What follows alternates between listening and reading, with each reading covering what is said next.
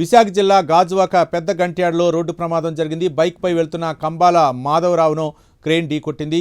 Shravan shipping కంపెనీకి చెందిన crane ఢీకొట్టడంతో మృతి చెందాడు. ఇదే ప్రాంతంలో రోడ్డు ప్రమాదాలు వరుసగా జరుగుతున్నా అధికారులు పట్టించుకోవడం లేదని స్థానికులు ఆరోపిస్తున్నారు. బాధిత కుటుంబానికి న్యాయం చేయాలని గంగవరం గ్రామస్తులు ఆందోళనకు దిగారు. మా ఊరైనా తరలించాలి. మా ఊరికి సావు లేకుండా ఒక దారి చూపించండి, లేదంటే ఈ కంపెనీలన్నీ మూసేయాలి. మీకు చేత కాకపోతే చెప్పండి, మేము మూయించేస్తాం. మీకు చేత కాకపోతే మేమే చేస్తాం. మా లేడీసే, మీ అబ్బాయిలు ఎవరు అవసరం లేదు, లేడీసే మూయించేస్తారు. ఏంటి ఇలాగా? ఎవరిని గుద్దేసి ఎవడెళ్ళిపోతున్నాడో తెలియదు. చూస్తే అటు దొరుకుతాడు, చూడకపోతే ఇంకా చావుకి దిక్కు లేదు. వస్తే మాకు గ్యారెంటీ లేదు. డ్యూటీకి వెళ్ళాలి, ఇంటికి వస్తున్నారో లేదో కూడా గ్యారెంటీ లేదు. తెలియట్లేదు. అది చూస్తే మీ రోడ్డు కాదు, దారి అంటే వచ్చి వాళ్ళు కూడా కాలు బిగితే అక్కడ నుంచుంటారు. అది ఎవరైనా నుంచోవచ్చు, అది రోడ్డు కాదు, నేరం అని అనడానికి. అందులో ఇక్కడ మనిషిని డెడ్ బాడీ చేసేటప్పుడు ఇక్కడే బండి ఆగాలి. అది డబ్బులు తిరిపిల్ నేరం. అక్కడికి వెళ్ళిపోయిందంటే వెళ్ళిపోతే అప్పుడు మేము ఎవరితో మాట్లాడాలా?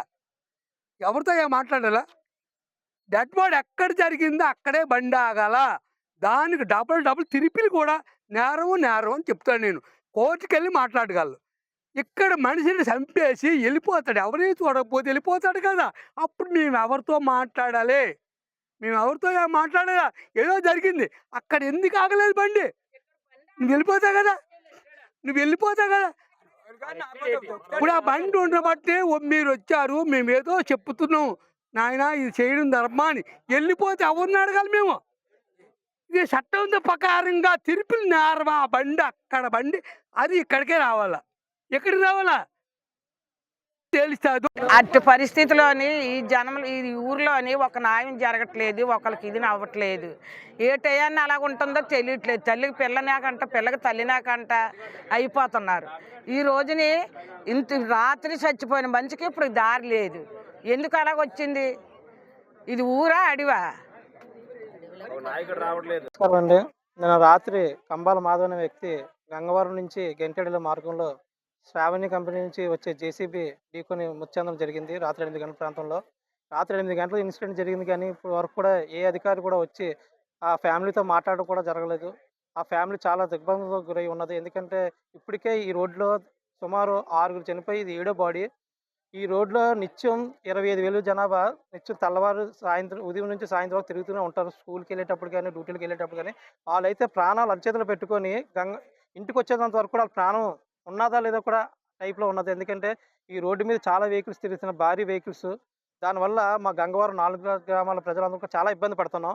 ఆ విషయాన్ని పదే అధికారుల దృష్టి కూడా తీసుకెళ్ళాం, కానీ ఏ అధికారి కూడా మమ్మల్ని స్పందించలేదు.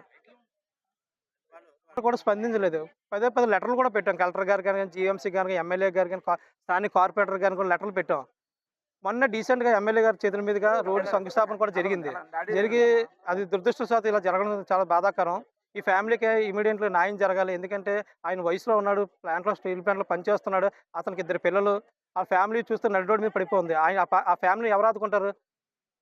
ఇమీడియట్లీ ఈ ఫ్యామిలీకి న్యాయం జరిగి ఆ ఫ్యామిలీకి ఇందాక చర్చలు కూడా వెళ్ళాయి. మేము పోలీస్ అధికారులతో కూడా మాట్లాడడం జరిగింది. మా డిమాండ్ ఒకటే, ఆ ఫ్యామిలీకి ₹1,00,000 ఇమ్మని చెప్పి చెప్పడం జరిగింది. తర్వాత వాళ్ళ ఫ్యామిలీలో నెలకి ₹25,000 జీవనాభృతి, వాళ్ళ ఫ్యామిలీలో ఎవరైనా ఉద్యోగం చేయాలనుకుంటే ఉద్యోగం చెప్పడం జరిగింది. అయితే వాళ్ళు మాట్లాడి చెప్తానన్నారు, కానీ ఇప్పుడు వచ్చి ఏ అధికారి కూడా వచ్చి మాతో సంప్రదింపులు కూడా చేయలేదు. ఇప్పుడు వచ్చి ఏమంటే మొన్న ఇందాక డీసెంట్గా పిలిచి మొన్న అంటే ఒక 6 సంవత్సరాల క్రితం ఏం జరిగిందో అదే చేస్తానని చెప్పేసి మాకు చెప్పడం జరిగింది. దాన్ని అయితే మాత్రం పెద్దలు కానీ, తర్వాత స్థానికులు కానీ అందరూ కూడా దాన్ని ఖండించాం. సార్ మీరు ఏంటి మాట్లాడుతున్నారండి? ఈరోజు ఆయన 60 సంవత్సరాలు సర్వీస్ చేయాలి స్టీల్ ప్లాంట్లో. ఎక్కడికి వెళ్ళా నెలకు ఒక 20,000, 30,000 సంపాదించుకుంటాడు.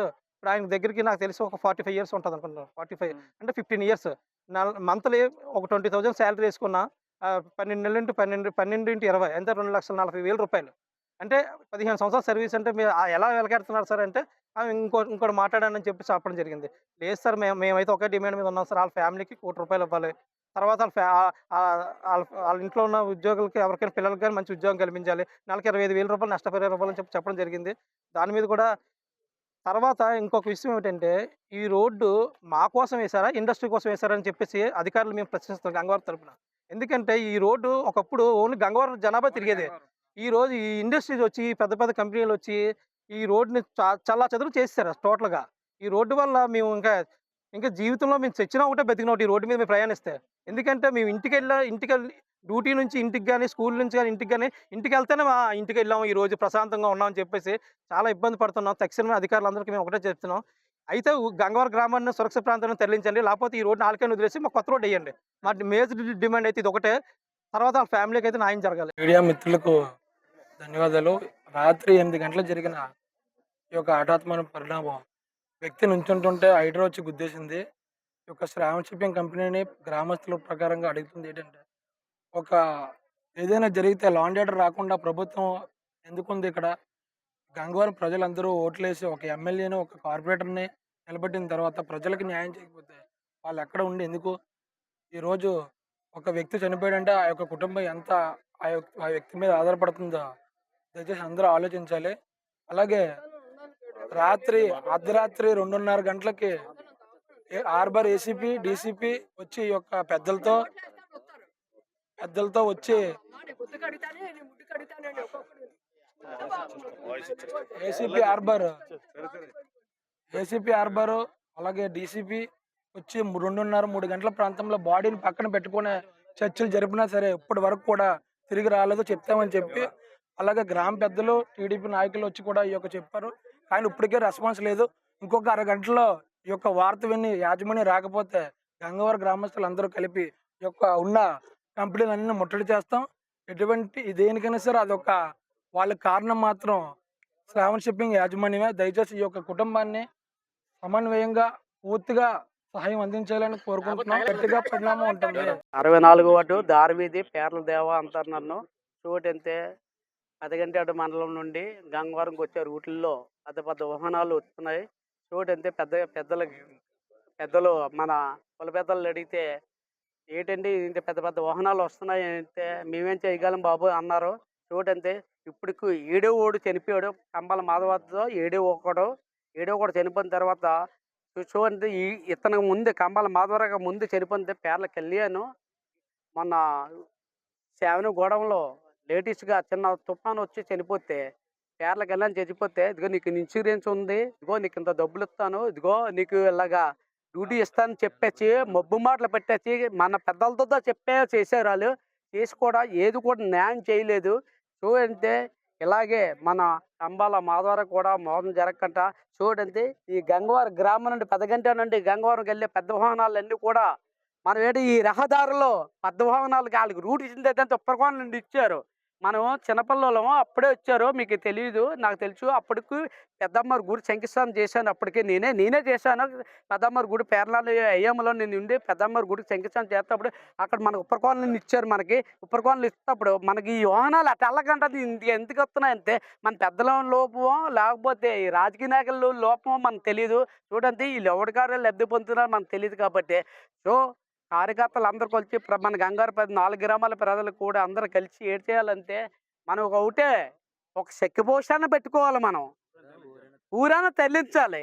దీనికైతే ఏ నాయకుడు వచ్చినా సరే ఆ నాయకుడికి మనం సపోర్ట్ చేస్తామని చేస్తాను. నా యొక్క నిర్ణయం బట్టి నా తొలి నిర్ణయం తీసుకుంటాను. ఇది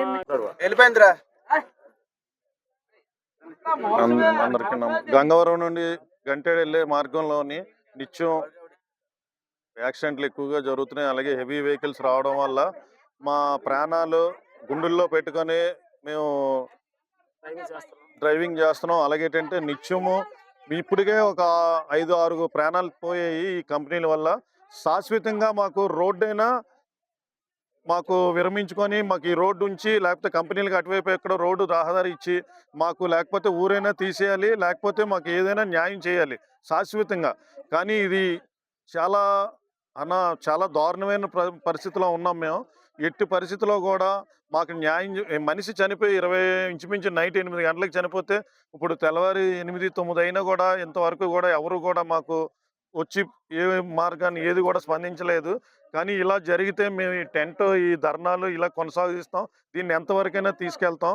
కానీ ఇంత దారుణంగా ఉంది ఏంటంటే ఇప్పుడు గ్రామం ఉండేటప్పుడు రోడ్డు ఇచ్చి ఇప్పుడు కొత్తగా వచ్చిన కంపెనీలకే మన గవర్నమెంట్ అయినా కానీ ఏదైనా కానీ వాళ్ళకే సపోర్ట్ చేస్తుంది. పోలీస్ వారు కానీ ఏదైనా మనకి గవర్నమెంట్ తరపున కానీ ఎవరు కూడా మాకు గంగవరంకి సపోర్ట్‌గా లేదు. దీన్ని మాత్రం శాశ్వతంగా కూడా మాకు ఈ రోడ్డు మార్గాన్ని మా గంగవరంకైనా కేటాయించాలి. లేకపోతే ఊర్లోనే తరలించాలి. లేకపోతే కంపెనీస్‌కి రోడ్డు బ్యాక్ సైడ్ ఎక్కడో కూడా కేటాయించుకొని ఈ రోడ్డుని మాత్రం మా గ్రామానికే ఉంచాలని నేను కోరుతున్నాను.